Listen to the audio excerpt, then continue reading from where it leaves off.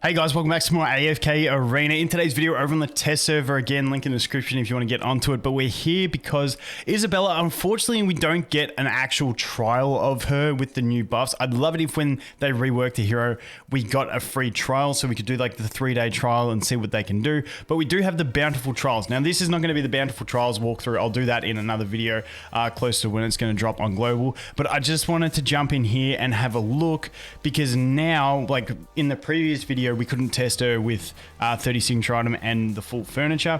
Now we do get to test that. So I just wanted to jump in and have a look and get a feel for it. Now, I do think Windbinder is going to be a key one for her.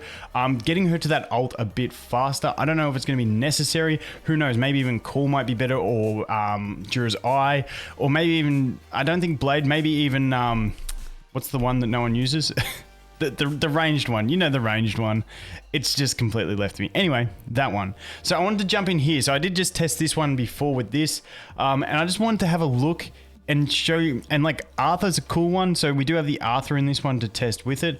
But I just want to show you the kind of things she's doing. So we're going to put it here. It's on 1 speed, and I want to watch the time. So basically, what I want to look at is when we run into battle and everyone starts, it's normally at 28 seconds. So she goes from 28, and then she does 3 basic attacks, then she channels this one, and as you can see, she's almost full. So she's a little bit slower than a Lucius, but from 28 to 21, so about 7 seconds to get towards doing an ultimate, which isn't too bad. And obviously, these guys have done it quick too. Now, obviously, having a Rowan or something in your team is going to speed that up, but for something sitting in the back row, it's actually a pretty quick ult that she can get to.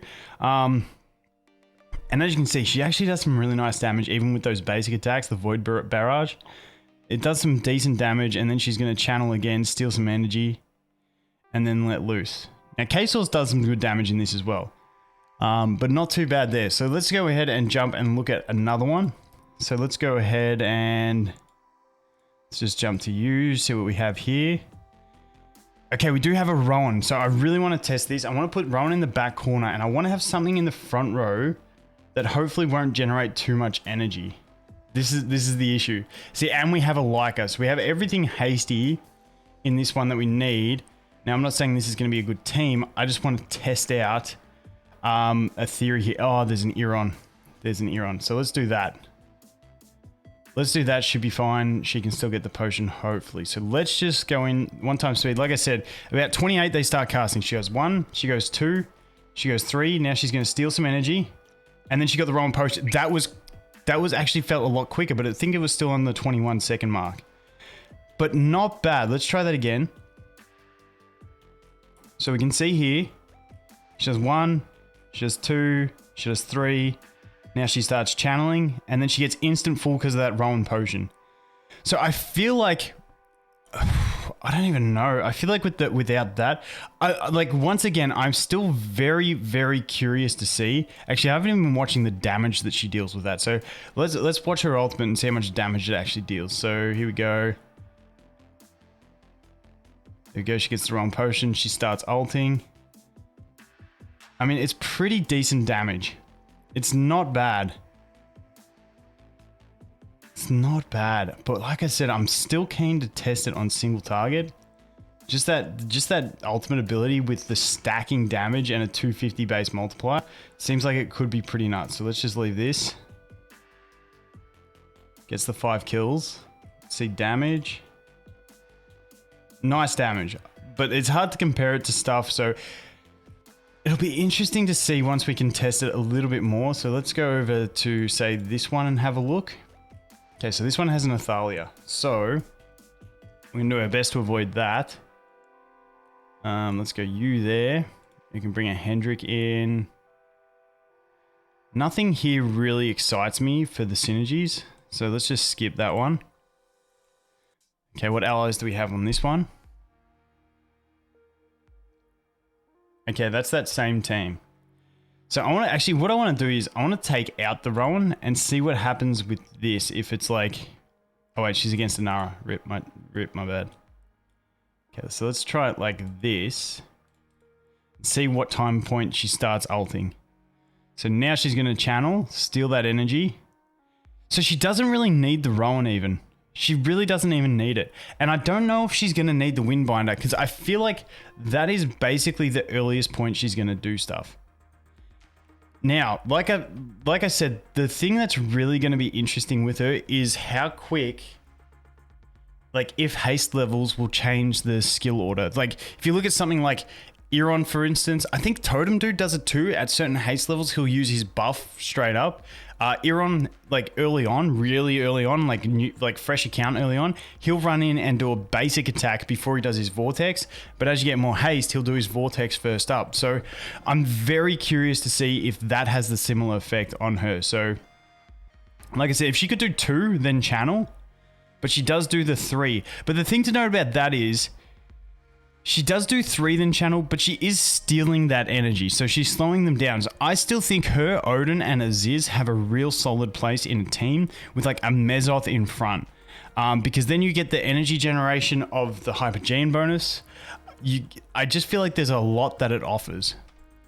I feel like there is a real lot that offers, that sort of comp, that I'd love to test a bit more.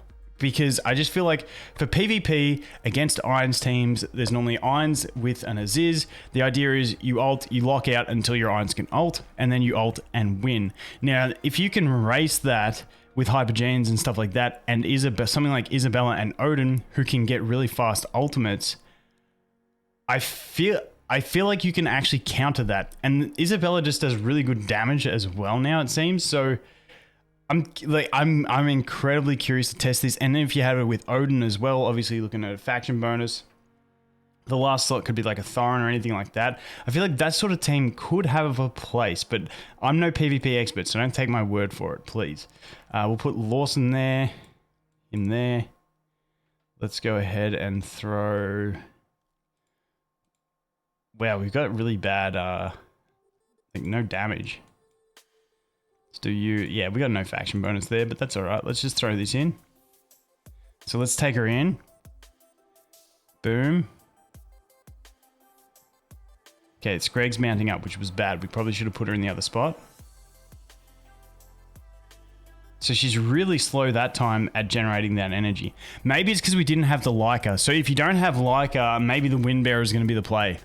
Because that was a really slow ult for her. So without that Leica...